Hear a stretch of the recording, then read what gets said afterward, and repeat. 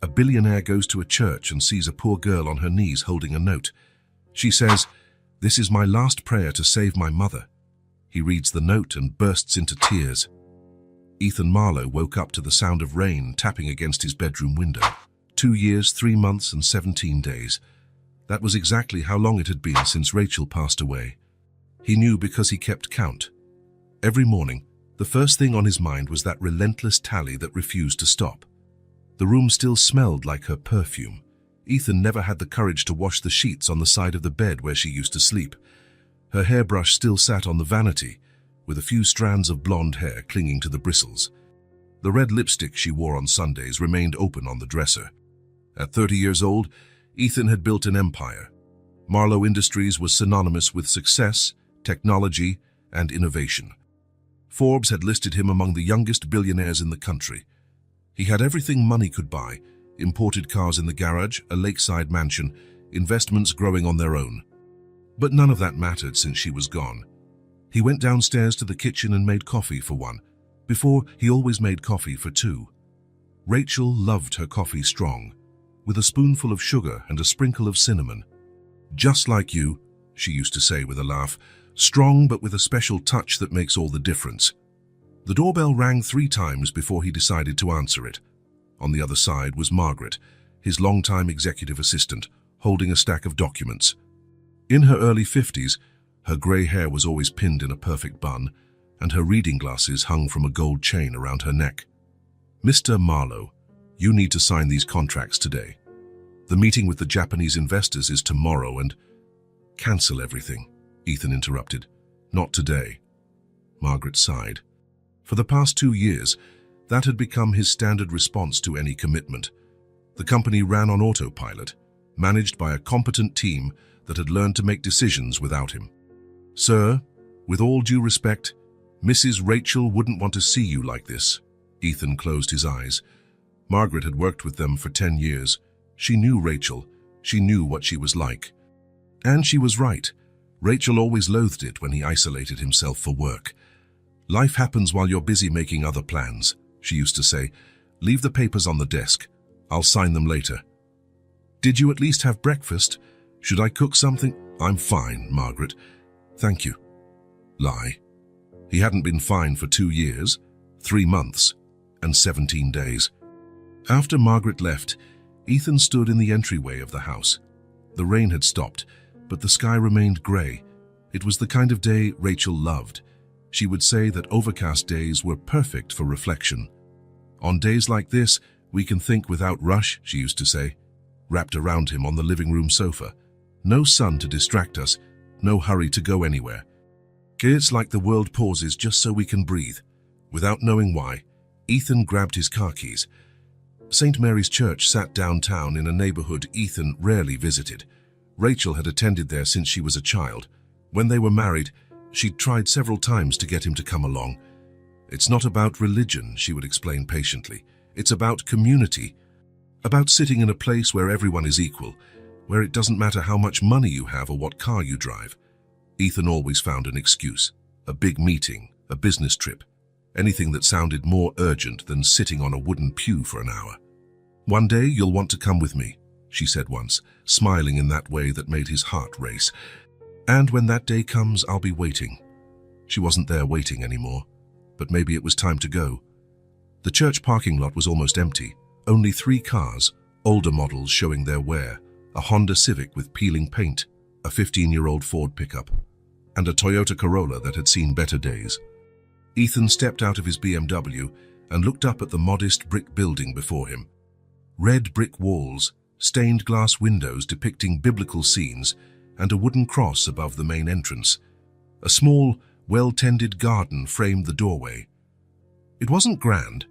It didn't cost millions like the cathedrals he'd visited on business trips around the world. But there was something about it Rachel loved, something he never understood. The door creaked as he pushed it open. Inside, the space was small and welcoming. Polished wooden pews lined up in rows, a simple altar adorned with fresh flowers, and candles flickering in the corners casting a soft, golden glow. The scent of wax and lilies lingered in the air. Ethan took a few hesitant steps down the center aisle, His Italian leather shoes clicked against the wooden floor. Everything here was different from his world. No luxury, no ostentation, just honest simplicity. That's when he saw her. A little girl knelt before the altar. No more than 6 years old, her disheveled brown hair fell over her thin shoulders. She wore a faded pink t-shirt with a barely visible butterfly print and a denim skirt that had once belonged to someone bigger. Her white sneakers had holes on the sides, and the laces were tied in double knots to keep them from coming undone. In her small, delicate hands, she held a crumpled piece of paper as if it were the most precious thing in the world. Ethan stopped in his tracks and watched her. The girl spoke in a soft voice, but in the quiet church, her words carried like whispers full of pain and hope. God, please listen to me again. I know I prayed yesterday and the day before, and every day this week, but my mum is getting so much worse. She can barely get out of bed now. The lady next door said she needs expensive medicine, but we don't have money for even a carton of milk. The girl's voice trembled, but she continued, I don't want to be alone. She's all I have in the whole world. Please, God, do something. I promise I'll be the nicest girl if you help her. I promise I won't complain when there's no food at home. I promise I won't cry when I'm cold. Just don't let my mommy go away. Ethan felt something tighten in his chest in a way he hadn't felt in years. There was such sincerity in those words, such pure, innocent faith. The same faith he'd lost the day Rachel closed her eyes forever, when all the doctors, treatments and prayers failed to save her. The girl stood up slowly, still holding the note carefully. When she turned, her eyes met Ethan's. They were brown, too big for her small face. There was no fear in that gaze, only a deep sadness no child should carry, and a determination that was astonishing. They stared at each other for a few seconds. Ethan wanted to say something, but the words refused to come. How could he explain to a child that the world is sometimes too cruel? How could he tell her that prayers aren't always answered? The girl walked toward him with small but determined steps. Did you come to pray too? She asked, with the casual ease only children have when talking to strangers. Ethan nodded, unable to speak. I pray here every day, she continued, looking around as if the church were her home. My mom is so sick, and I don't know what else to do. I tried to help her, but I'm too little. She extended the crumpled note toward him, her eyes glistening with unshed tears. This is my last prayer to save my mommy. Ethan took the note with hands that shook slightly. The paper was damp, maybe from tears, maybe from the rain outside. It bore small fingerprints and was folded several times, as if it had been read and reread. The handwriting was that of a child, crooked letters written in purple crayon. Dear God, my name is Ellie and I am 6 years old. My mommy, Monica, has been very sick for 3 weeks. She coughs a lot and has a fever and can't get out of bed. The lady next door said she needs to see a doctor right away, but doctors cost money and we don't have a single penny. Please God, I beg you on my knees, save my mommy. I promise I will share my snack at school every day and help clean the church every Sunday if you make her well. I promise to be obedient and not give anyone trouble. Please don't let her die. I only have her in the whole wide world. Without her, I will be all alone, and I am very scared. If you can't make her well, please at least don't let her hurt too much. She moans in pain all night and I don't know how to help. Ellie Dawson P.S. If there's a way to send an angel to take care of her, I would be so grateful. Tears came without warning. Ethan hadn't cried since Rachel's funeral. For 2 years, he had locked himself behind a wall of pain and anger, refusing to feel anything but emptiness. But there, reading those words written by little hands, everything he'd held back collapsed at once. Silent tears streamed down his face as he read the note a second time. The crooked handwriting, the misspellings, the innocent promise to share her snack, the desperate plea for God to send an angel, all of it broke him in a way he never expected. You're crying, Ellie observed, her voice free of judgment. She stepped closer and gently touched his hand. My mommy always cries when she's in too much pain. Are you in pain too? Ethan wiped his eyes with the back of his hand and handed the note back. His voice was hoarse. I am, little one. I lost someone very important to me some time ago. Ellie nodded with a wisdom that didn't suit her age. I know how that is. When my daddy left last year, I cried a lot too. But my mommy said sometimes people leave, but the love they left behind stays right here, she said, pointing to her chest. It still hurts sometimes, but that love never goes away. She took the paper back and folded it carefully, as if it were a treasure. Do you think God will hear my prayer? I pray here every day, but sometimes I wonder if he's listening. Ethan looked at that little girl with eyes full of hope and desperation, and felt something inside him that he hadn't felt in 2 years. A desire to act, a need to do something, a purpose. I think he will, he replied, and for the first time in a long time, he wasn't completely lying. Ellie smiled, the first real smile Ethan had seen in years. It was a smile that lit up her face despite all the sadness. Thank you for reading my letter. Sometimes it helps when someone shares the sadness with you. It feels a little lighter. She turned and walked toward the exit, her small steps echoing in the quiet church. At the door, she stopped and looked back one last time. I hope you feel less sad. I bet the person who left you didn't want to see you crying so much. The door closed softly, and Ethan was left alone with his thoughts and tears. The drive home was a blur. Ethan drove on autopilot, his mind still processing the encounter in the church. Ellie's words echoed in his head. I bet the person who left you didn't want to see you crying so much. Rachel really hated seeing him sad, even in those last days at the hospital, when she could barely speak. She would hold his hand and whisper, "Smile for me, love. Your smile was always my favorite thing in the world." The house greeted him with its usual silence. 45 rooms, a prime lakeside view, imported furniture from Italy and France, everything top of the line, everything expensive, everything empty. Ethan poured himself a glass of whiskey, a 25-year-old Macallan that cost more than most people's annual salary. But the bitter taste in his mouth didn't come from the drink.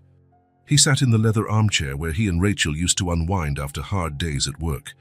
She would snuggle up next to him, her bare feet resting on his legs, telling him about her day while he massaged her shoulders. "How was work today?" she would always ask. "Better now that I'm home," he would always reply, and it was true. All the success, all the money, all the achievements only mattered because someone was waiting for him at home. Someone who cared about the man, not the billionaire. He closed his eyes and saw Ellie's note again. The crooked handwriting, the desperate plea, the innocent promise to be good forever. The P.S. asking for an angel. He remembered when Rachel was sick. The best oncologists in the country. Experimental treatments in Switzerland. Medications that cost more than luxury cars. He had spent fortunes trying to save her. He moved mountains, called in favors, used all of his influence. Nothing worked. All the money in the world couldn't buy another day with Rachel. But maybe he could give Ellie's mother a chance. The question struck his mind like lightning. Could I change someone's fate now? For the first time in 2 years, Ethan Marlowe felt something beyond pain and emptiness. He felt purpose, a reason to act, a chance to do something that truly mattered. Outside, the wind swayed the trees in the garden Rachel had planted with so much care. Inside the house, for the first time in a long while, Ethan did not feel completely alone. He had a little girl to find, and a mother to save. Ethan couldn't sleep that night.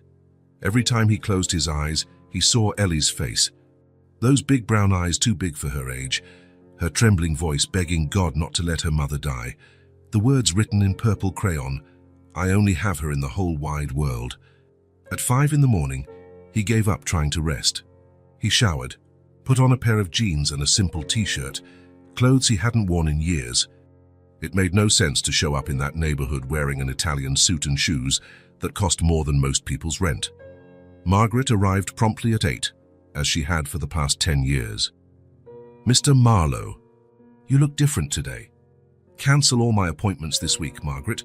But sir, the meeting with the Japanese investors—" "Cancel everything," Ethan repeated, grabbing the car keys. "And Margaret, if anyone asks where I am, tell them I'm tending to personal matters." Margaret watched him walk toward the garage with a mix of concern and hope on her face. It was the first time in 2 years she'd seen her boss in a hurry to leave the house for something other than work. St. Mary's Church was empty when Ethan arrived. The same silence as yesterday, the same golden light filtering through the colorful windows. But today something felt different. Today he wasn't there to escape his pain. He was there to find someone. He walked to the altar where he'd seen Ellie the night before. The place still held the energy of the little girl, as if her desperate prayers were lingering in the air. He waited for an hour, then 2. Ellie didn't show up. An elderly man entered to light some candles. Ethan approached him. "Excuse me, sir, do you know of a little girl who comes here to pray?" "Brown hair, about 6, named Ellie." The man smiled kindly. "Oh, little Ellie. She comes here almost every day, poor thing. She lives over in the community, across the bridge. Her mother is very sick, she told me." "Do you know exactly where?" "I don't know the address, but it's easy to find. It's one of the simplest houses, right at the end of Main Street. The girl always stops by Mr. Joe's bakery when she comes this way." Ethan thanked him and left. For the first time in 2 years, he had a clear goal. The community was only a 15-minute drive from the church, but it felt like another world. The streets were unpaved dirt, the houses small and simple, some with broken roof tiles and walls in need of paint. Children played in the street with homemade balls. Stray dogs slept in the shade of trees. Ethan parked near the bridge and walked. People looked at him curiously, a well-dressed young man clearly out of place, but their gazes weren't hostile, just curious. He found Mr. Joe's bakery easily. It was a small shop with a simple display case full of golden loaves of bread and homemade pastries. The smell from inside made his stomach growl. "Looking for someone, young man?" asked a man in his 60s, sweeping the sidewalk outside the bakery. "I'm looking for a girl named Ellie. Brown hair, about 6 years old." "Oh, Ellie. Good girl, that one. She passed by about 2 hours ago. Bought some bread. She said her mother was worse today." Ethan's heart pounded. "Do you know where she lives?" "Of course. Everyone here knows everyone. Go down Main Street, turn left at the 3rd intersection. It's the little blue house at the end, really needs a fresh coat of paint. But be careful, young man. Monica, her mother, is in very bad shape." Ethan followed the directions, his chest tightening with each step. The houses got simpler as he moved away from Main Street. The 3rd left turn was a narrow side street with only 5 houses on each side. The little blue house was indeed at the end. The paint was peeling, and the tiny wooden gate sagged on a broken hinge. A small yard in front had a few flowers. Someone was trying to keep alive against all odds. That's when he saw her. Ellie sat on the sidewalk in front of the house, leaning against the wall. Beside her was a brown paper bag with a few loaves of bread. She wore the same outfit as yesterday, a faded pink shirt and an oversized denim skirt. But today she wasn't praying. She just sat there, staring into space, with an expression no child should ever have. Ethan approached slowly. When Ellie saw him, her eyes widened in surprise. "You, sir, the one from the church." "Hey, Ellie, do you remember me?" "Of course I do. You cried when you read my letter." Ethan crouched down to her level. "I thought a lot about what you said. I wanted to help your mother." Ellie's eyes filled with tears. "The lady at the hospital said they need money to admit her. A lot of money. But I only managed to buy this," she pointed to the bag of bread. "She hasn't eaten in 2 days. She's very weak." "Ellie, where is your mom right now?" "In there. She fell this morning and couldn't get up again. I tried to help, but I'm too little." Ethan's blood ran cold. "May I see her?" Ellie nodded and stood. The front door was open. No lock, just an old curtain separating the house from the street. The interior was even simpler than Ethan had imagined. Her tiny living room with a patched-up sofa, a small plastic table, and mismatched chairs. The walls were bare cinder block, and the floor was rough concrete. Yet everything was clean, arranged with care by someone who had very little but held on to it dearly. "She's over there," Ellie pointed to a corner of the room. Ethan looked and felt the world stop. A young woman, no older than 25, lay on a thin mattress on the floor. Her disheveled blonde hair clung to her sweaty face. Her skin was as pale as paper, her breathing labored. She wore an old nightgown and was covered by a tattered sheet. Monica was clearly very sick, very, very sick. "Mommy," Ellie knelt beside her. "The man from the church came to help us." Monica opened her eyes with great effort. They were the same brown as her daughter's, but lacked any shine, glazed with fever. "Ellie, don't bother people," she whispered hoarsely. "My name is Ethan," he said, crouching on her other side. "Your daughter is a very brave girl." Monica tried to sit up but had no strength. A violent cough took her over, and Ethan saw small drops of blood at her lips. The impulse was immediate and overwhelming. Ethan didn't think, didn't hesitate, didn't calculate consequences. He simply couldn't leave things as they were. "Ellie, I'm taking your mother to the hospital now." "But sir," Monica tried to protest. I can't pay." "Don't worry about that," Ethan said, carefully scooping Monica into his arms. She was as light as a wounded bird. "Ellie, come with me." The hospital was 20 minutes away from the community.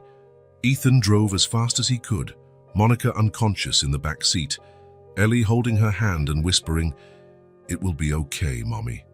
The angel I prayed for has arrived. In the emergency room, everything happened quickly.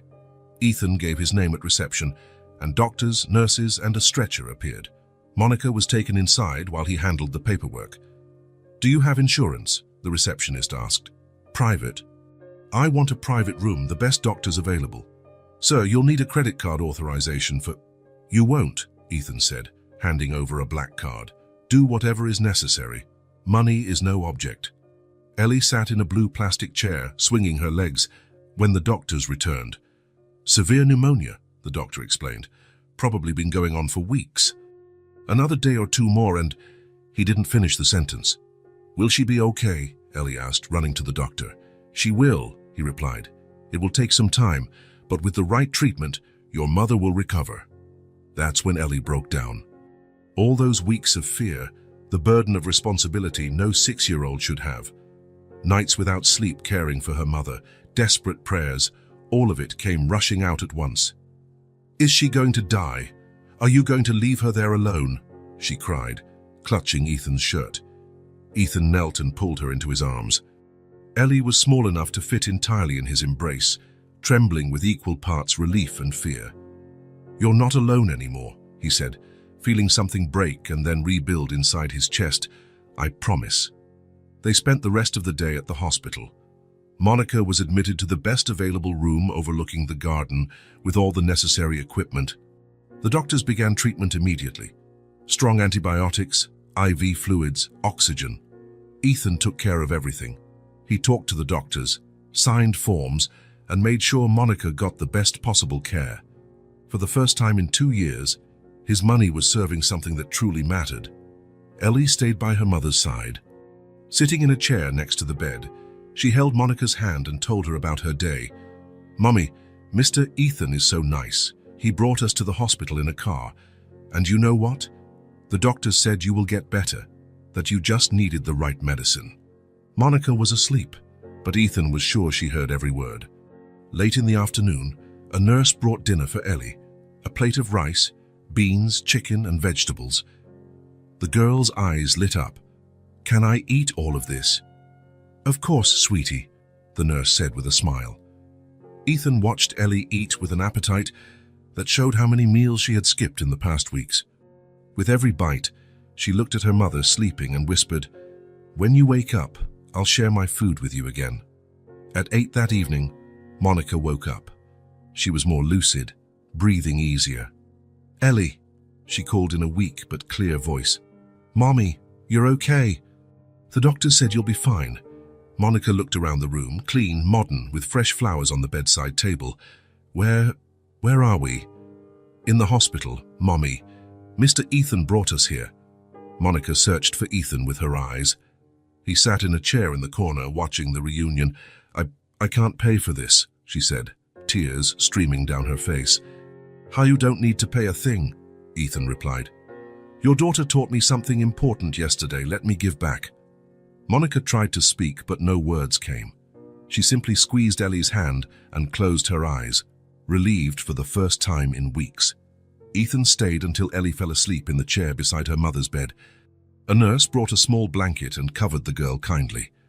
For the first time in 2 years, 3 months and 18 days, Ethan Marlowe felt alive.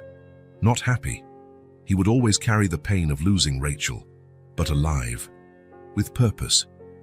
He looked at Ellie sleeping, one hand still touching her mother's, and felt something he hadn't felt in a long time. Hope. Outside, it began to rain again, but this time, Ethan didn't see the rain as something sad. He saw it as something that cleanses, that renews, that prepares the ground for new things to grow. Tomorrow would be another day, and for the first time in a long time, he was eager to see what that day would bring. It was Monica's 4th day in the hospital. The doctors had been clear that morning. The pneumonia was responding well to treatment, but would require at least 2 more weeks of hospitalization. Cases like this don't resolve overnight, explained Dr. Martinez, the pulmonologist in charge. She's been sick for a long time before arriving here. Her body needs time to fully recover. Ethan had spent the last few days practically living at the hospital. He slept in the chair in the room, ate in the cafeteria downstairs, and worked on his laptop when Monica and Ellie were asleep. Margaret appeared twice a day with urgent documents, but the company functioned surprisingly well without him, a discovery that both surprised and, in some way, relieved him. Ellie hadn't left her mother's side for a moment. She slept curled up in the chair, took her baths in the bathroom attached to the room, and ate the meals Ethan ordered to be delivered.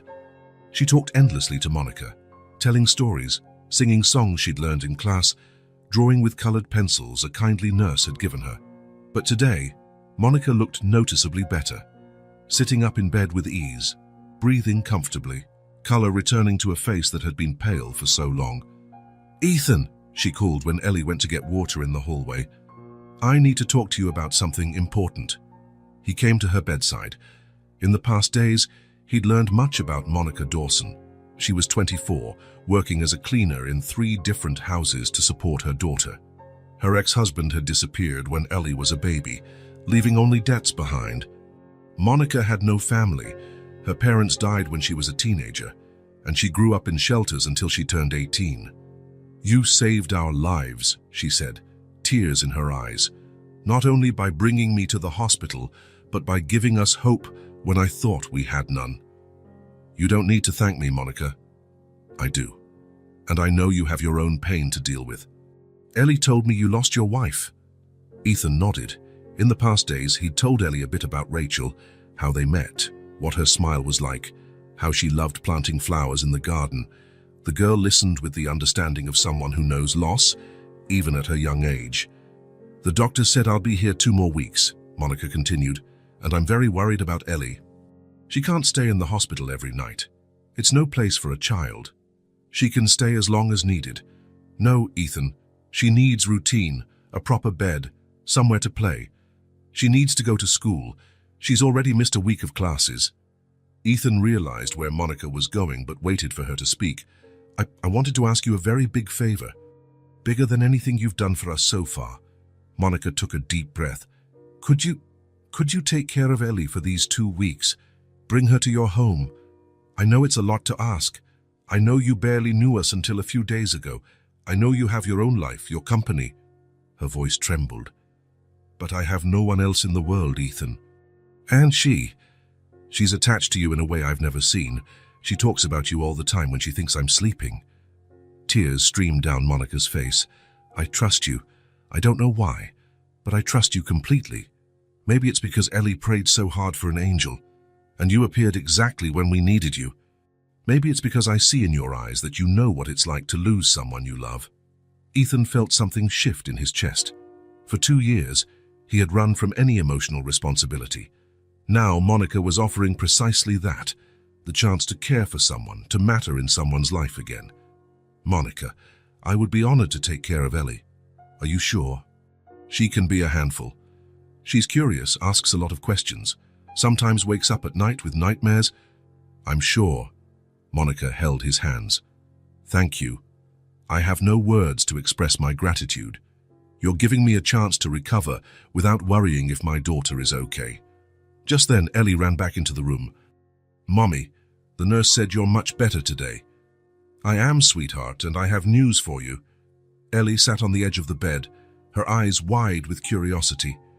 "Mr. Ethan is going to take care of you for a few days while I finish getting better here in the hospital." "Really?" Ellie turned to Ethan. You're really going to take care of me? If you want me to, yes. Ellie jumped off the bed and ran to hug Ethan tightly. I do want you to. Can I see your house? Do you have pets?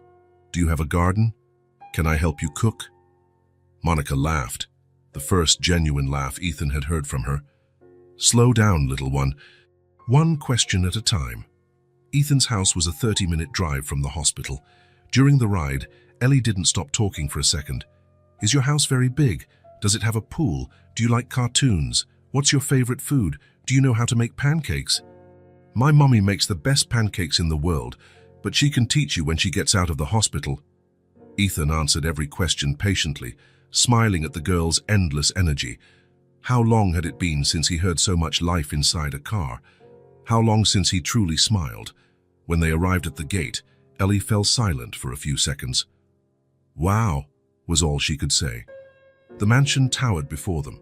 3 stories, well-manicured gardens, a fountain at the entrance, huge windows reflecting the afternoon sun. This is where you live? Yes. All alone in this whole house? Alone. Ellie processed that information while Ethan parked in the garage. Must be so quiet. It is. I don't like quiet. I prefer when there's the sound of people. Ethan turned off the engine and looked at her. Then you'll like it here. It's been a while since this house heard the sound of people. Ellie's reaction upon entering the house was everything Ethan hadn't expected. Instead of being impressed by the luxury, the expensive furniture, or the size of the rooms, she was fascinated by the small details. She ran to the living room window to look out at the lake. She discovered the echo in the foyer and started shouting, "Hello," to hear her voice come back. She found a piano in the music room and pressed a few keys, laughing at the sound. "Can you play?" she asked. "A little." Rachel was the real pianist. Could she teach me? The innocent question struck Ethan. She's not here anymore, remember? Oh, that's right, Ellie said matter-of-factly. But you can teach me what she taught you. So that way it's like she's still teaching through you. Was this Rachel's bedroom? Ellie asked as Ethan showed her upstairs. Yes, it was. Was she beautiful? Ethan pointed to a photo on the nightstand, Rachel smiling on the beach during their honeymoon. She was the most beautiful person I've ever known. Inside too. The question caught Ethan off guard. What do you mean? My mommy always says some people are only pretty on the outside, but real beauty comes from within. Was Rachel beautiful inside too? She was the kindest person I've ever met. Ellie nodded solemnly. That's why you're so sad. When you lose someone beautiful inside, it takes longer for the sadness to go away. Ethan showed Ellie the guest bedroom where she would stay. It was a large room with a double bed, a solid wood wardrobe, a desk, and a reading chair by the window. It's so big, Ellie said, looking around. My room at home is 3 times smaller. You don't like it? I do, it's just different. Can I put my drawings on the walls? Of course. Ellie opened the small backpack she had brought from the hospital. She pulled out a few crumpled drawings, all made during her days at the hospital. One of her mother in a hospital bed smiling, one of colorful flowers, and one that caught Ethan's eye. It was a simple drawing in colored pencil, 2 people holding hands in front of a house. One tall, one small. Who are these people? Ethan asked. It's us. I drew it when I was at the hospital. The nurse said drawing good things helps them come true. Ethan felt something tighten in his throat. Can I stick it on the fridge? My mommy always sticks my drawings on the fridge. Sure. They went down to the kitchen. It was modern, with a central island, stainless steel appliances and marble countertops. Ellie ran straight to the huge refrigerator and began taping her drawings to it with the adhesive tape Ethan found in a drawer. Suddenly, the cold, impersonal kitchen gained color and life. The child's drawings contrasted with the sophisticated environment in a way that was both funny and touching. Now it really looks like a home, Ellie said, satisfied, watching her work. A house without a kid's drawing on the fridge isn't a home, it's just a pretty place. Ethan looked at the refrigerator. In 2.5 years, he had never put anything on it except food. Now it was decorated with a 6-year-old's drawings, and somehow it made more sense than all the expensive decor in the rest of the house. At dinner time, Ethan didn't know what to cook. His diet for the past 2 years had basically consisted of takeout or simple sandwiches. He hadn't prepared a proper meal since Rachel died. "Can you cook?" he asked, Ellie sitting on the kitchen counter observing him open and close cabinets. "Not much. I know how to make scrambled eggs. My mommy taught me."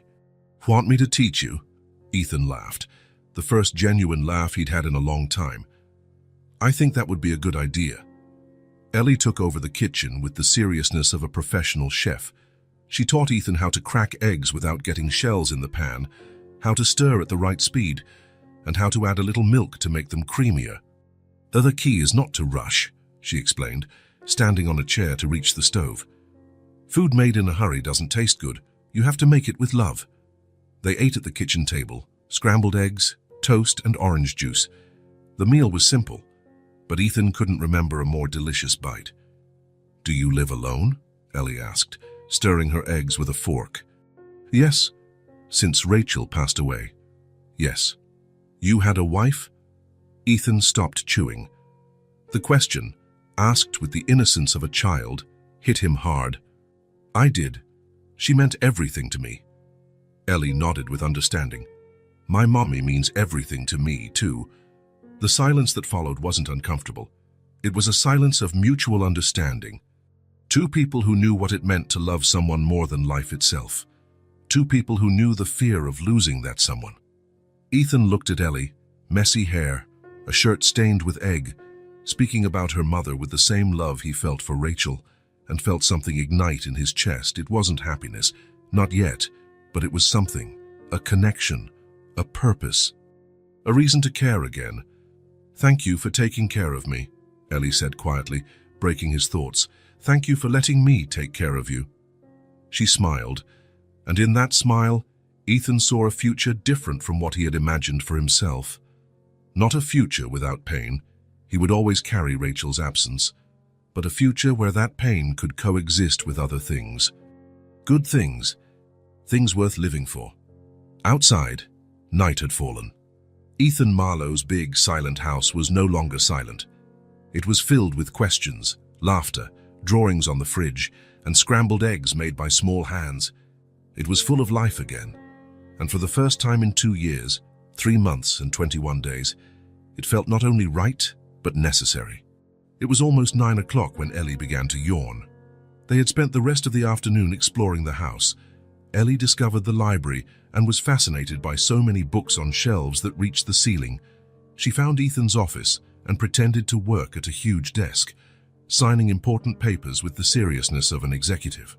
She visited every room like it was an adventure, filling empty spaces with her natural curiosity and spontaneous laughter echoing through the silent halls. Now, in the guest bedroom, she had taken a bath in the enormous bathtub, a splash-filled adventure that made her laugh because it felt like a little pool just for me, and put on the pink pajamas she'd brought in her backpack. "This room is so big," she said, sitting on the edge of the bed, looking around with a mixture of awe and apprehension. "It's even scary to sleep alone in a place this big." "Would you like me to leave the hallway light on?" Ethan asked, arranging the pillows behind her. "You can, but before that—" She hesitated, nervously playing with the hem of her pajamas. "Before I sleep, I always pray with my mummy. Could you pray with me tonight?" The request caught Ethan completely off guard. Pray. How long had it been since he'd prayed? 2 years. More. The last time had been at the hospital, in Rachel's final days, clinging to any hope or miracle that might save her. When all prayers seemed to hit the ceiling and come back without answer, echoing emptily in a cruel silence that felt like mockery of his faith. I don't know if I remember how," he said honestly. "It's easy," Ellie replied with the casual ease only children have when speaking about sacred things. "You just talk to God like he's a friend who loves you a lot. My mommy says he likes it more when you talk from the heart, instead of using fancy words." Ethan looked at that little girl, who had lost so much, suffered so much, and still held a faith so simple and pure. How did she manage? How did she still believe that someone was listening after all those nights of fear and uncertainty, after watching her mother waste away day after day. "Please," she asked, reaching her small hand toward him. "I get scared sleeping without praying, and maybe God listens better when more people pray together." Ethan hesitated. For 2 years, he had refused any form of faith, hope, or connection to something greater. Religion had become an empty word after he lost Rachel. God became a distant concept that didn't answer when most needed, allowing good people to die while bad ones kept living. But looking at Ellie, he saw something different. It wasn't about God or religion. It was about her. It was about not letting a 6-year-old girl feel alone on her first night in a strange house. It was about pure, simple love without theological complications. "All right," he finally said. Ellie smiled, and in that smile was a light that seemed to brighten the entire room, driving away the shadows in the corners. She knelt beside the bed on the soft rug. Ethan knelt next to her, feeling his knees protest after so long without such a movement. "Shall we start?" Ellie whispered, closing her eyes and folding her small hands in a natural way as if breathing. Ethan closed his eyes and tried to find words. For 2 years, he had held so much anger, pain, and silence inside his chest. How to turn that into a prayer, how to find hope in so much emptiness, how to speak to a God who had allowed Rachel to die. I don't know what to say," he admitted, his voice barely above a whisper. "Say whatever's in your heart," Ellie said softly, not opening her eyes. Ethan took a deep breath, and for the first time in a long while, he let words flow from a place he had kept locked away, protected by tall walls of pain and isolation.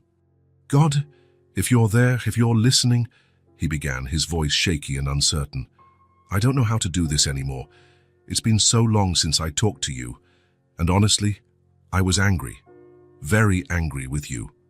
Ellie held his hand, as if she instinctively knew he needed strength to continue, that the words were costing him so much to say. "But today, there's a little girl next to me who taught me some things are more important than anger, that some people are more important than the pain we carry around like a trophy." The words began to flow more easily, as if a dam had burst after years of pent-up pressure.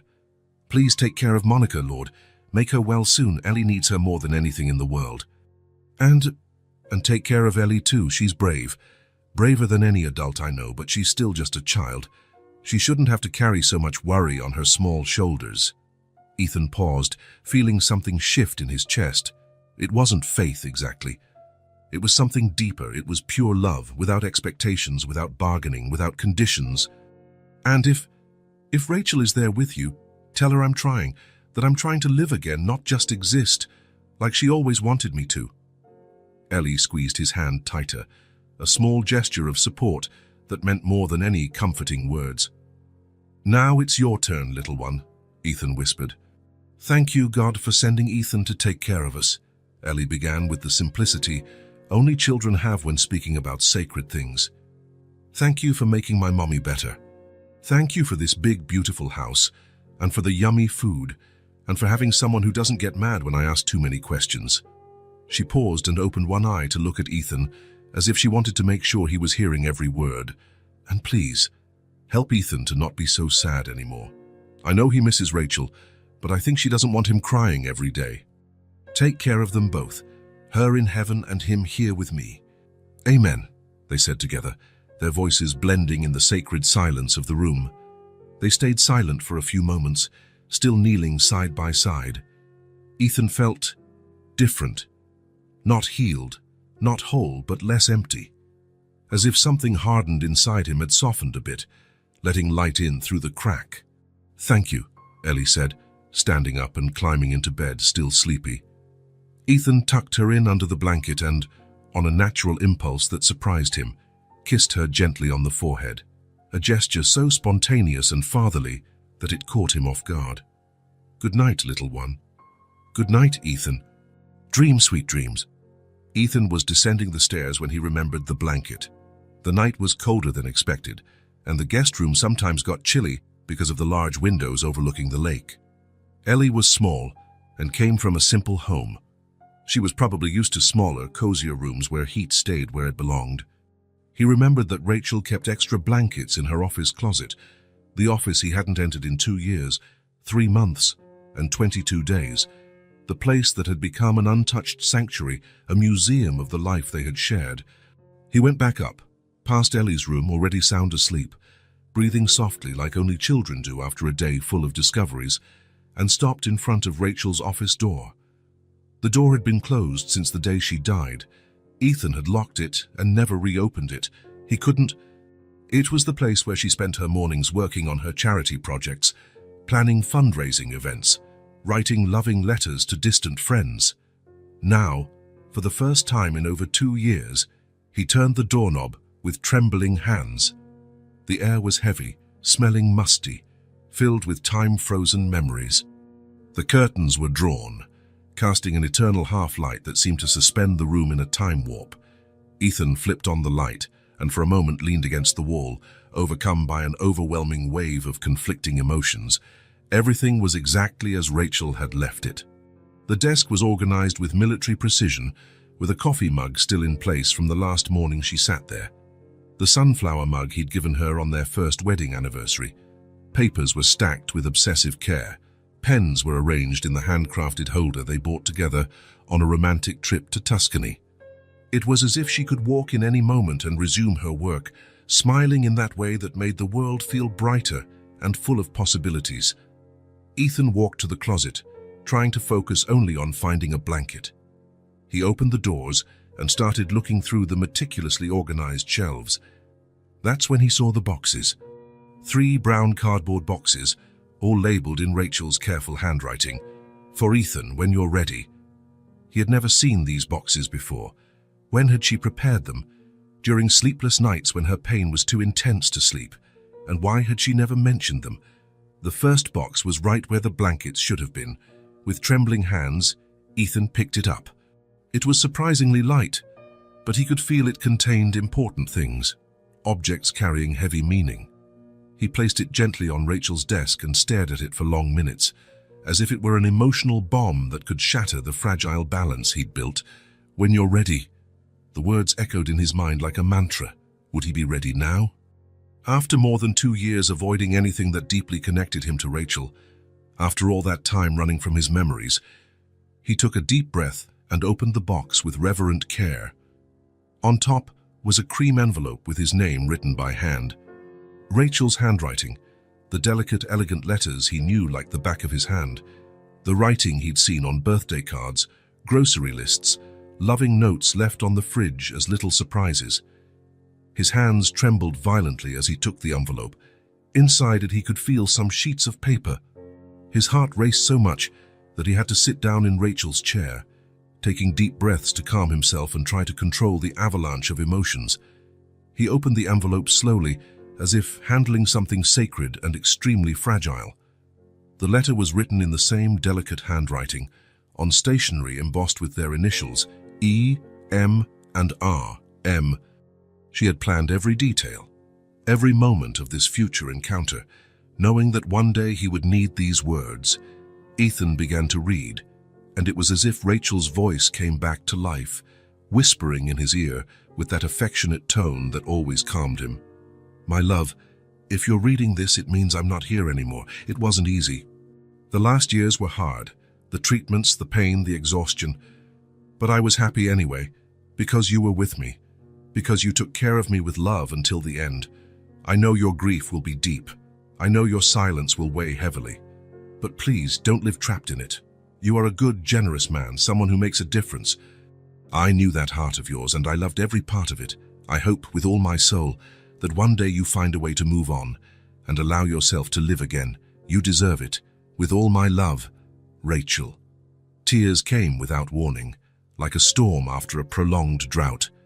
Ethan cried as he hadn't since the funeral, a deep cry of relief and pain mixed, of gratitude and overwhelming longing. It was as if Rachel was there in the office, speaking to him one more time, offering the forgiveness and comfort he so desperately needed, but didn't know how to ask for. She knew. She knew he would shut down, that he would get lost in his grief, that he would punish himself with survivor's guilt. And even so, even knowing she was dying, she thought to leave something to help him find his way back to life. He wiped his eyes with the back of his hand and refocused on the box. Beneath the envelope was a brown leather-bound notebook, worn from constant use. On the cover, in Rachel's loving handwriting, Project House of Hope. Ethan opened the notebook and started to read. Page after page, Rachel had detailed an ambitious, comprehensive social project. A place for single mothers and their children to rebuild their lives with dignity. Not just a temporary shelter, but a full center offering transitional housing, job training, childcare, psychological support, legal guidance, and comprehensive medical care. Many women find themselves in desperate situations, she had written on the first page with her careful handwriting. Alone, without resources, without hope, but every person deserves a second chance. Every child deserves to see their mother with dignity. Rachel had thought of absolutely everything: ideal location, necessary physical structure, strategic partnerships with businesses to provide jobs, agreements with schools for the children. There were detailed preliminary budgets, architectural plans of what the space would look like, even specific names of professionals who could help implement it. Ethan read each page as if hearing her voice again. He could imagine her sitting in that same chair, planning how to help others even while battling her own illness. It was so typical of Rachel, always thinking of others, always wanting to make a difference in the world, even while fighting her own battle. On the last page of the notebook, a final note was written in a slightly more shaky handwriting. Ethan, I know you have the resources and influence to make this a reality. But more importantly, you have the heart to understand why it matters. One day, when you're ready, I hope you'll consider bringing this dream to life, not for me, but for the women and children who need a chance. With eternal love and hope, Rachel. Ethan closed the notebook and sat in silence for long minutes. It was as if all the pieces of a complex puzzle were coming together perfectly. The encounter with Ellie at the church, Monica in the hospital, the deep connection he felt with that small family. Rachel had planted a seed 2 years ago, and now Ethan was beginning to understand what it was meant to become. Something awakened inside him, a feeling he hadn't felt in a long time. True purpose. Not just a desire to help Monica and Ellie, but something larger, more encompassing. A vision of how he could honor Rachel's memory while giving deep meaning to his own life. A plan began to form in his mind, still vague, still uncertain, but real and pulsing. He could see the project taking shape. Modern, welcoming facilities, the families he would help, the impact on the entire community. But he was still unsure. It was a huge, ambitious project that would demand radical changes in his life. After 2 years hiding from the world, would he truly be ready for something so large and challenging? He looked around Rachel's office, feeling her presence in a way he hadn't in years. Not a ghostly presence, but the comforting sense that the love she left behind was still alive, still guiding his steps, even in her physical absence. He remembered the prayer he'd said with Ellie just minutes before. If Rachel is there with you, and tell her that I'm trying to live again, not just exist. Maybe that was the answer he had been seeking for so long. Ethan picked up the notebook, the letter, and carefully placed everything back in the box. He found a soft, warm blanket at the bottom of the closet and carried it upstairs to Ellie's room. She slept soundly, a small, serene smile on her face. He tucked her in gently and watched for a few moments, a little girl who had appeared in his life as an unexpected gift, a chance to reconnect with what truly mattered. He went back to his own bedroom, but sleep eluded him. He stayed awake late into the night, thinking about Rachel's detailed project, about Monica and Ellie, about the future full of possibilities he was beginning to envision. For the first time in over 2 years, tomorrow seemed full of hope and true purpose. It was Saturday morning when Ethan woke to the sound of laughter coming from the kitchen. Ellie was sitting on the counter, making pancakes with the same seriousness as always. In recent days, she had become the official chef of the house, at least for breakfast. Ethan came down in his pajamas and found the table set with care. Plates, forks, neatly folded napkins, and a small vase with a flower she had picked from the garden. "Good morning," she shouted, jumping off the stool. "I made special pancakes today." "What makes them special?" "They're heart-shaped. Look." Indeed, the pancakes were roughly heart-shaped. Some were more lopsided than others, but the effort was clear. They're perfect, Ethan said, sitting down at the table. As they ate, Ellie swung her legs on the chair and talked about everything under the sun. She had an incredible ability to find topics, from the birds that came to drink water at the fountain in the garden to a story she'd invented about a princess who saved dragons instead of being rescued by them. Ethan, she said, stopping mid-bite. Can I ask you something? Of course. Have you ever been to an amusement park? The question caught him off guard. An amusement park? He'd been to one, but it felt like a lifetime ago. Maybe as a child, with Rachel, a few times when they were dating. Yes, I have. Why? I've never been. Ellie lowered her head.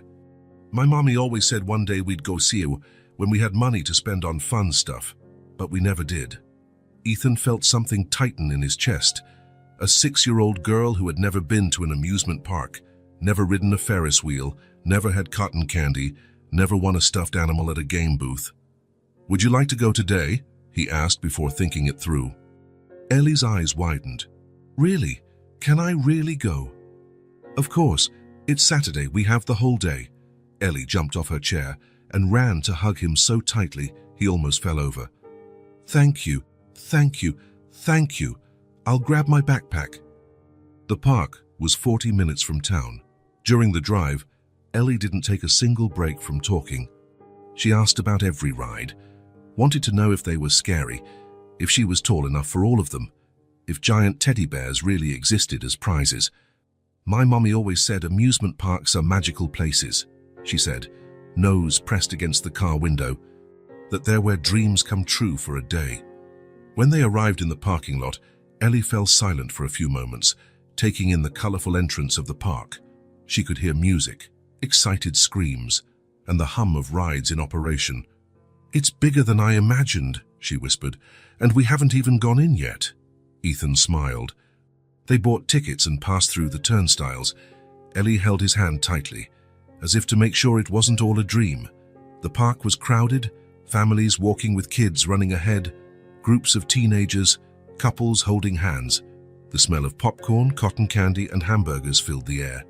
Upbeat music played through speakers, mixed with laughter and chatter. Where should we start? Ethan asked. Ellie looked around, eyes glittering with possibilities. How about that one? She pointed to the Ferris wheel towering in the center of the park. The Ferris wheel was enormous. From the top, one could probably see the entire town.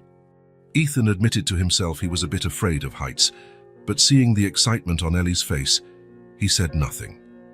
They got in line. Ellie watched everything intently, the colorful cabins ascending and descending slowly, people waving from above, the view unfolding as the wheel turned. It won't be dangerous, right? She asked as they neared their cabin. No, it's very safe, Ethan replied, silently hoping he was right. They climbed into the blue cabin, and the attendant closed the door. Ellie gripped the seat as they began to rise. Oh my God, we're flying! As they ascended, the view became more breathtaking. The town spread out below like a miniature model. Ellie pressed her nose to the glass, pointing at everything she saw.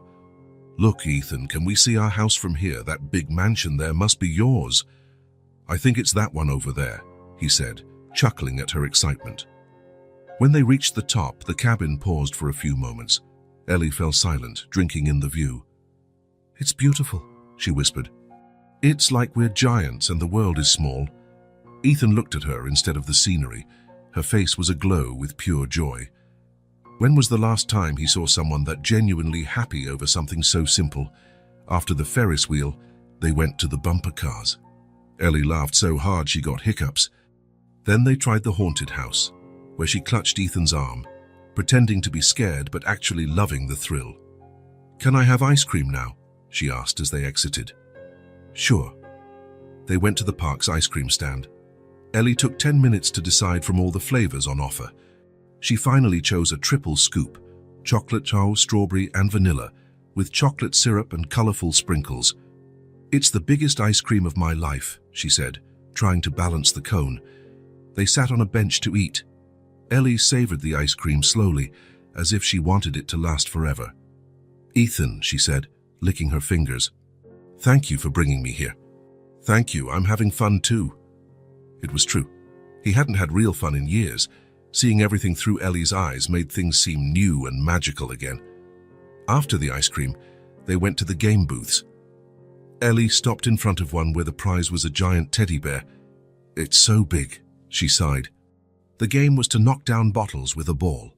Ethan paid and threw. He missed all 3 attempts. "Can I try?" Ellie asked. The booth attendant smiled and handed her the balls. Ellie stuck out her tongue in concentration. The first ball whizzed wide, the second too. On the third, she knocked down a bottle at the end. "That's not enough to win the giant bear," the attendant said, "but you can pick a smaller prize."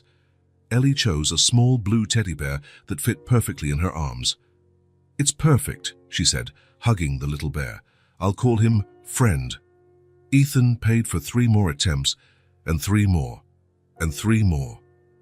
On the 12th attempt, he knocked down all the bottles. "The giant bear is yours," the attendant shouted. Ellie stood wide-eyed as Ethan handed her the enormous teddy. It was almost as tall as she was, light brown and incredibly plush. "Ethan, it's really huge. How will I carry it?" "We'll figure it out." They walked through the park, Ellie dragging the giant bear and holding the small one, drawing amused looks from passers-by. They rode a small roller coaster, the only one she was tall enough for, played at the fishing game and bought popcorn. When the sun began to set, they sat on a bench near the Ferris wheel to rest.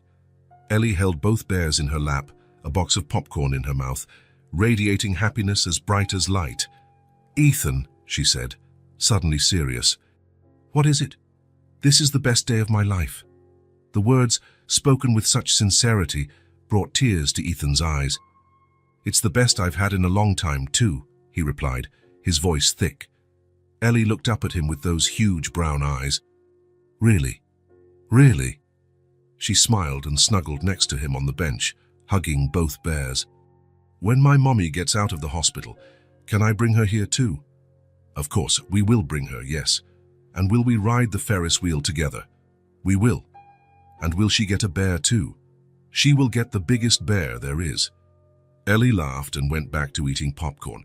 They stayed there until it was dark, watching the park lights turn on one by one. Ellie eventually fell asleep, leaning against Ethan's shoulder, still clutching the bears. Ethan looked at her sleeping and felt something he hadn't felt in years, pure gratitude. Gratitude for that moment, for that child, for the chance to feel simple, true joy again. When it was time to leave, he carried Ellie, still asleep, to the car, both bears tucked under his arms. On the drive home, as she slept in the back seat clutching the small bear, Ethan smiled. It had indeed been the best day he'd had in a long time, and for the first time in years, he looked forward to the next day. The phone rang at 8 on a Monday morning that promised to be unlike any other. "Mr. Marlowe, this is Dr. Martinez from Community Hospital. I have good news about Monica Dawson." Ethan sat up in bed, instantly alert. Beside him, Ellie was still asleep, clutching the small bear she'd won at the park 3 days ago. The giant bear took up almost half the bed at its foot. "She's well." "Better than well. Yesterday's tests showed a complete recovery. The pneumonia is gone, her lungs are clear, all vitals normal. We can discharge her today." Ethan closed his eyes and sighed with relief. 2.5 weeks in the hospital, 2.5 weeks of uncertainty, treatments, and waiting. Finally, it was over. "What time can I pick her up?" "After 2 in the afternoon. I'll have all the paperwork and prescriptions ready." Ethan hung up and looked at Ellie, stirring in her sleep. "Good morning, little one." "Good morning," she said, stretching. "I have very good news for you." Ellie sat up instantly, wide awake. "Mommy is coming home from the hospital today." For a moment, Ellie froze, as if she couldn't process the information. Then a huge smile spread across her face. "Really? My mommy is healed?" "Really?" "We'll pick her up at 2. Ellie jumped out of bed and began jumping around, shouting with joy. The small bear flew through the air, and she ran to hug Ethan with all her might. Thank you. I knew she'd be okay. I just knew it." The rest of the morning was a flurry of organized chaos. Ellie insisted on preparing everything to welcome her mother home. She tidied up the room where she'd slept, organized her drawings, and chose which bear to give to Monica. "She needs a friend too," she explained, holding the small bear. "Friend will take care of her when I'm not around." Ethan watched her with a smile. Ellie's energy was contagious. 2 weeks living with her had changed his life as much as his presence had changed theirs. At 1:30 they were on the road to the hospital. Ellie couldn't sit still in the back seat, sometimes checking that her bear was perfectly positioned, sometimes asking if her mother still remembered her. She remembers, of course. Mothers never forget their children. And do you think she'll like the house and the drawings on the fridge? And the pancakes I learned to make? She'll love everything. They arrived at the hospital 15 minutes early. Ethan knew the way by heart. He'd walked these corridors dozens of times in recent weeks. But today was different. Today they weren't visiting someone who was sick. Today they were bringing someone home healthy. Monica sat on the edge of her bed, wearing the same outfit she had on the day of admission. Now slightly too large on her thinner frame, she had her hair done, makeup on, and a smile on her face that hadn't appeared in weeks. "Mommy!" Ellie ran and threw herself into Monica's arms. The reunion was so intense that Ethan felt tears welling in his eyes. Mother and daughter hugged as if they hadn't been together for years, whispering words of love, laughing and crying at the same time. "My daughter, you've grown so much. It feels like an eternity," Monica said, kissing Ellie's face all over. "Mommy, I took care of everything. I made pancakes. I put drawings on the fridge. I won 2 bears at the park." "At the park? You went to an amusement park?" "Mr. Ethan took me. It was the best day of my life." Monica looked at Ethan over Ellie's head. There were tears in her eyes, but also deep gratitude that needed no words. "Thank you," she whispered, "for everything." Ethan simply nodded. There was nothing to thank. Those 2 weeks with Ellie had changed his life as much as his actions had changed theirs. "This is Friend," Ellie said, handing the small bear to Monica. "He will take care of you when I'm not close by." Monica held the bear and hugged her daughter even tighter. "He's perfect. Thank you, my love." Dr. Martinez appeared with a folder of papers, all set for discharge. "Monica, you're officially healthy. But remember, rest for 2 more weeks at home, take all medications as prescribed, and come back in 1 month for a follow-up." "Doctor," Monica said, "I don't know how to thank you. If it weren't for Mr. Marlowe—" "It was my pleasure to care for you both," the doctor smiled. "And Monica, take good care of that special girl. She never left your side for a moment during her stay." The drive home was a celebration. Ellie showed Monica everything along the way. The places they'd visited, the shops where they bought things, the park where they had so much fun. Monica listened intently, asking questions, smiling at her daughter's discoveries. "And now, Mommy? Are we going back to our house?" Ellie asked when they parked at the mansion. Monica looked at Ethan. It was a question neither of them had asked, but it hovered in the air. "Well," Ethan said, "you can stay here as long as you want. There's plenty of space, and I've kind of gotten used to the company." "Ethan, you've done more than enough. We can't impose—" "You're not imposing. You're family." The word slipped out before he could think. Family. That was what they had become for him. That was what he had become for them. "May we, Mommy? Please.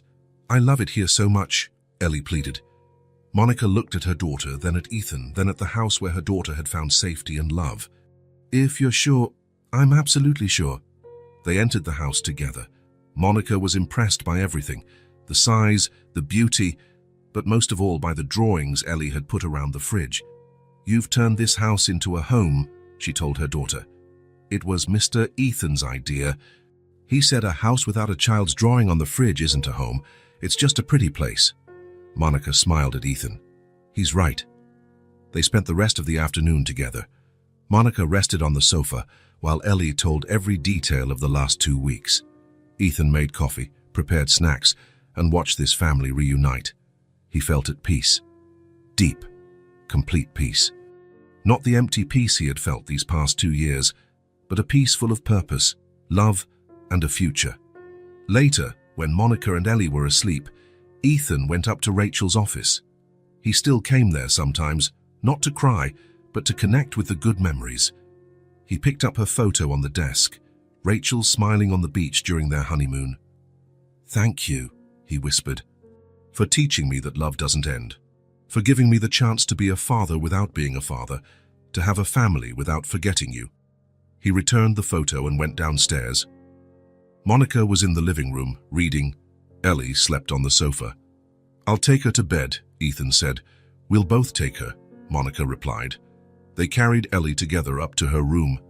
She woke for a moment. "Good night, Mommy. Good night, Ethan." "Good night, my love," Monica said, kissing her forehead. "Good night, little one," Ethan repeated. "Thank you for today." "All our days are perfect," Ethan replied, and it was true. Perfect because they were lived with love, with purpose, with a family that had found each other when they needed it most. They went downstairs together. Monica went to her room, Ethan to his. But before sleeping, he stood by the window looking at the garden Rachel had planted. The flowers were blooming once again. Ethan was part of a family. And finally, part of real life. True love doesn't die, it transforms. And sometimes, it is reborn in the hands of those who most need care. 6 months later, autumn had arrived with its golden leaves and crisp mornings. The town looked different, but not as much as the lives of the 3 people whose destinies had intertwined in that small church. Ellie walked alone down the street, leading to St. Mary's Church. She was now 7 years old. She had celebrated her birthday the previous week with an unforgettable party, her steps steadier, more confident. She wore a new blue dress and shoes without holes. In her arms, she carried the small bear she won at the park on that magical day. The church looked exactly the same as 6 months ago. The same brick walls, the same stained glass windows, the same peace emanating from the place. But for Ellie, everything held a completely different meaning now. She pushed open the heavy door and entered. The interior was empty, bathed in soft morning light. Her footsteps echoed as she walked down the center aisle. She stopped in exactly the same spot where she had stood 6 months before. The same pew, same side, same distance from the altar. It was as if she could see herself, a little, frightened girl kneeling there with a crumpled note in her hands. Ellie climbed onto the pew and knelt in the same place where she had prayed months ago. She placed the small bear beside her and folded her hands. But this time, there was no desperation in her voice. There was pure gratitude. "Hi, God," she began softly, as if talking to a dear friend. "It's me again, Ellie." She paused, gathering her thoughts. "Remember that time I came here crying, begging you to save my mommy? I was so scared. I thought she was going to leave me alone. But you sent an angel to us." A smile appeared on her face. "Thank you, God, for bringing Ethan into our lives. We were never alone again." The words came from her heart, carrying deep emotion. "My mommy is okay now. She works doing what she loves, helping other moms who need support. And I have a real family now. Ethan isn't my father, but he takes care of us like he is." Ellie opened her eyes and looked at the altar. "Thank you for teaching me that sometimes prayers get answered in ways we don't expect. I asked to save my mommy, and you didn't just save her. You saved all 3 of us." She picked up the bear and stood. "Amen." Outside the church, Ethan and Monica leaned against the car, waiting. They had let Ellie go in alone because she had asked. "I need to say thank you," she said earnestly. "She's taking a while," Monica commented. "She needs her time," Ethan replied. "That place is special to her." "It's special to all of us," Monica smiled. In the past 6 months, many things had changed. Monica had fully recovered and now worked as coordinator of the House of Hope. Ellie was enrolled in a wonderful school, and he had discovered that life could be good again. The church door opened, and Ellie emerged, holding the small bear. She walked toward them with that radiance in her eyes that had become her trademark. "Ready?" Monica asked.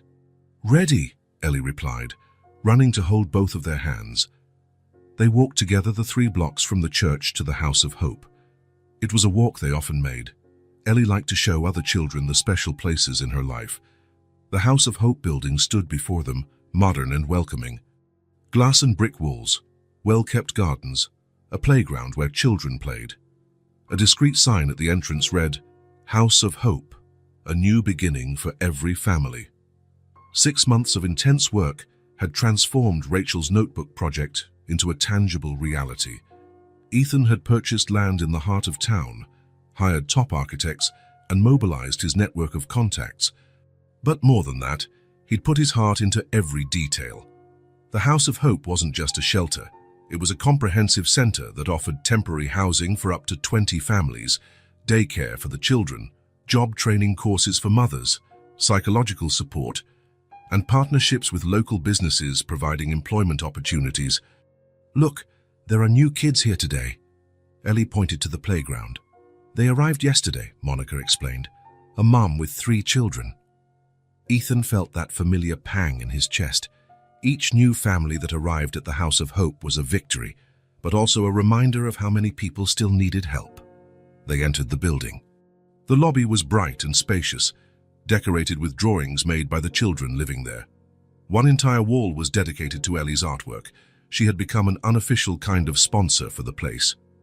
Mr. Marlowe, a woman, approached. It was Carla, one of the first beneficiaries. "I got the job at the accounting firm." "Carla, that's wonderful news," Ethan smiled. This was what Rachel had dreamed of, not just providing shelter but giving hope, giving people the chance to dream again. They passed through the community kitchen, where some mothers were preparing lunch together, through the library, where children did homework, through the sewing room, where women learned a trade. "Can I go play with the children?" Ellie asked. "Of course, a little one." Ellie ran to join a group of kids. Naturally, she took on the role of the big sister, helping the smaller ones, organizing games. Ethan and Monica watched her. "She has a gift," Monica said. "She can make any child feel at home." "I think she learned that out of necessity," Ethan replied. "She knows what it's like to feel alone. None of us feel alone now." It was true. In the last 6 months, the 3 of them had become a family in a way Ethan had never imagined possible.